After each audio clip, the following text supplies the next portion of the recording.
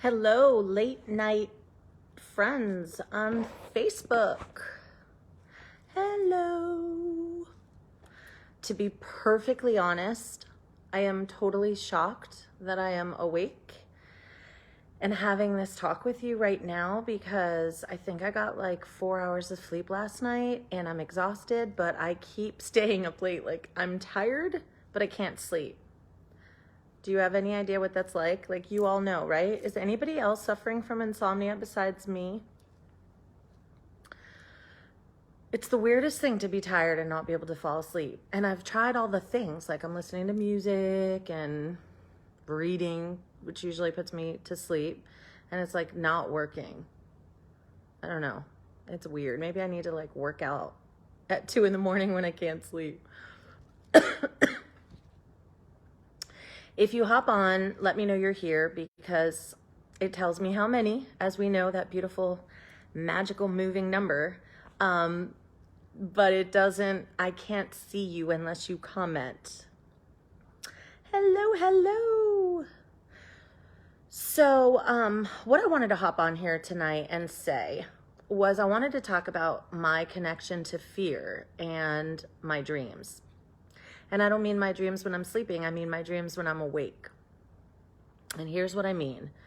Part of the reason that I've decided to do these 24 days of lives was to conquer some fears, right? To increase my visibility and face my fears. And what are my fears? Well, there's a fear of judgment. There's a fear of what will people, I guess that's judgment, people's opinions.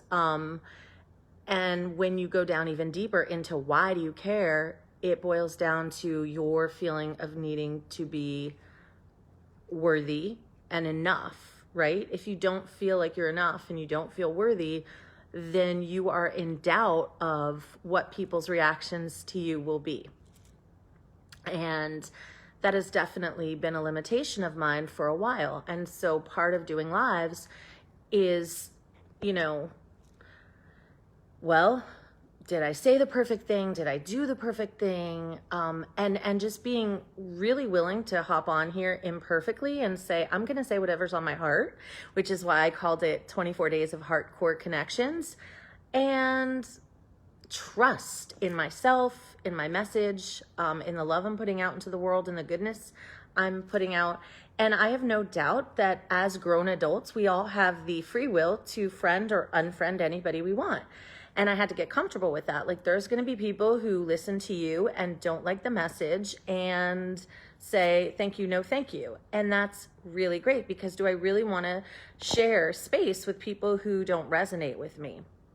And so back to my point of fear. I am finding that when I was unsure of my path, when I was unsure of what it is I wanted to accomplish, my purpose, it was so easy to let fear be an obstacle. It was so easy to let fear be a barrier, because I wasn't sure what I wanted. And so if fear stood in my way and said, you don't really want that, I was like, okay, you're probably right. It's probably safer on this side. It's probably better to just stay in my comfort zone.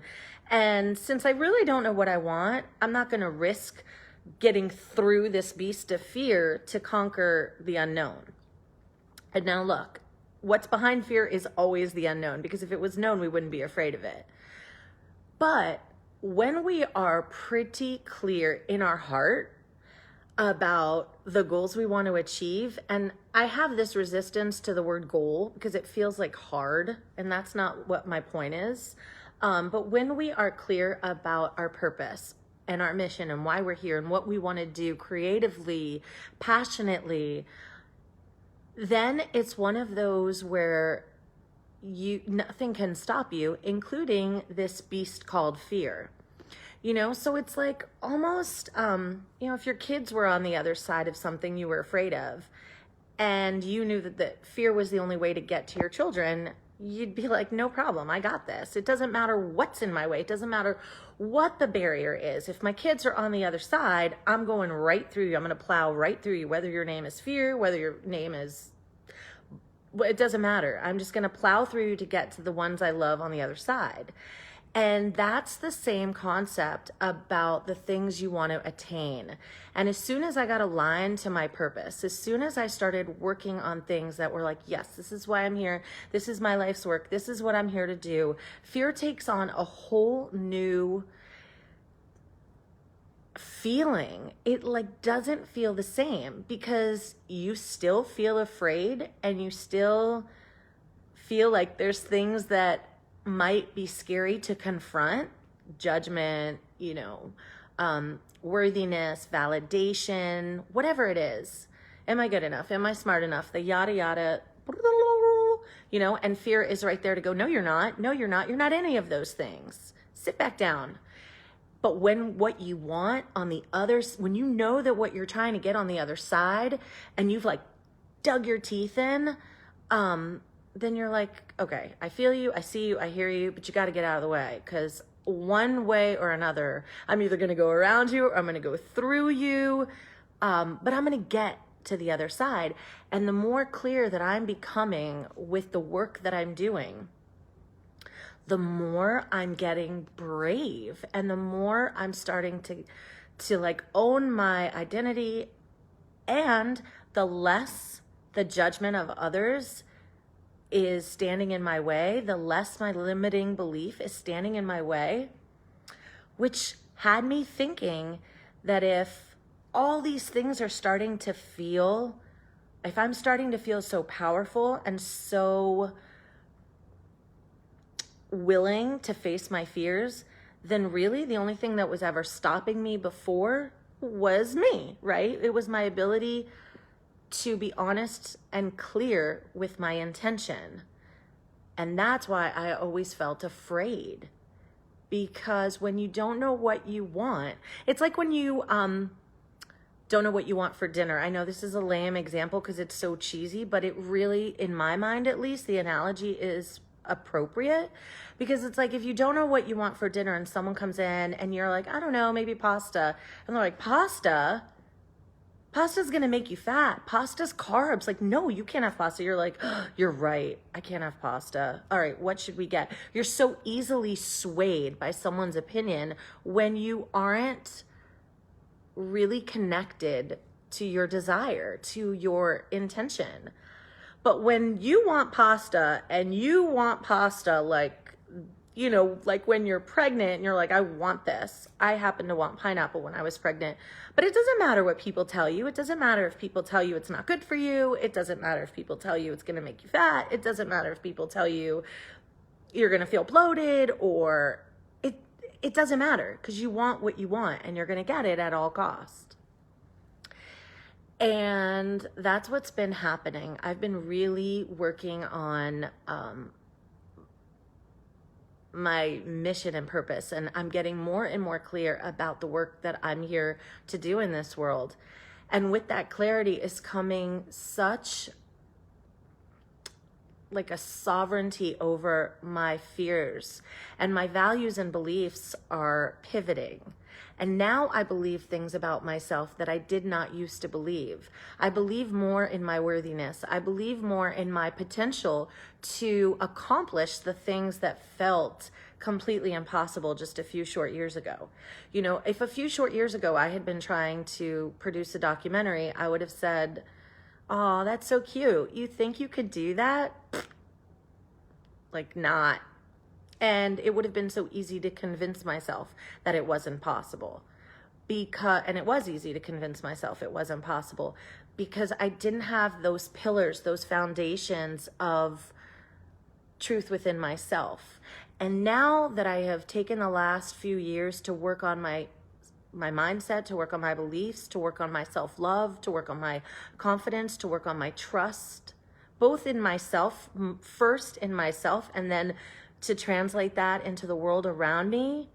And I'm becoming clear on my objectives, my desires. I'm connecting with that spark inside of me, that soulful place inside of me. And now, each night when I go to do these lives, it's not like I'm getting more confident each night. That is actually not happening. I hope that you don't believe me because it looks like I'm really coming on here with confidence and you're like, she's lying, but it's true. I'm terrified every time I do it. And I have those thoughts like, you know, people watch and then they get off, and then people don't comment, and they watch it but they don't heart it. Like, why would you watch it and not thumbs up or heart it? Oh, that could only mean one thing: they didn't like it. But these are all stories in my mind. And then when I'm so confident with the message I'm giving, do I really care if there's 3 likes or 1,000? Yeah, it'd be great to have 1,000. But at the end of the day, knowing that my message was clear to me and knowing that I felt connected to what I shared makes it not matter as much. Like, I cared so much, and I care more on the days where the message doesn't feel aligned, where the message doesn't feel like it comes from, you know, God or my heart, when it's not real and authentic.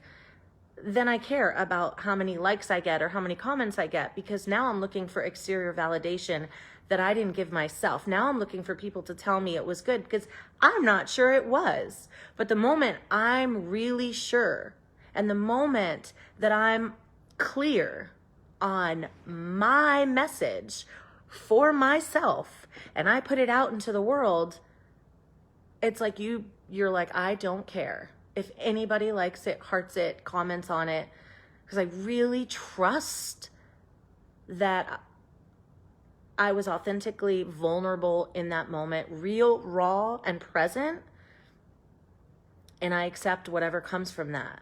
You're like willing to accept the consequence of facing your fears, of facing your demons, of facing the darkness when you're sure about the light that's on the other side. You know, it's like, think about it. Think about how many uncertainties we don't walk into because we don't have a promise of what that will look like. If I walk through this storm, am I going to be okay? And unless somebody could say, yes, you're going to be fine, you're like, oh, I'm not going in there. But here's the thing that I want to say is I've avoided a lot of storms because I was afraid of, like, am I going to make it out on the other side?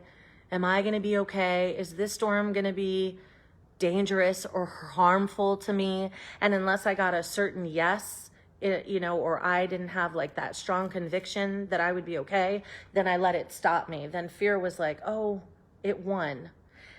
But the thing is, I was living in fear anyways. I was regretting and resenting what I wasn't doing.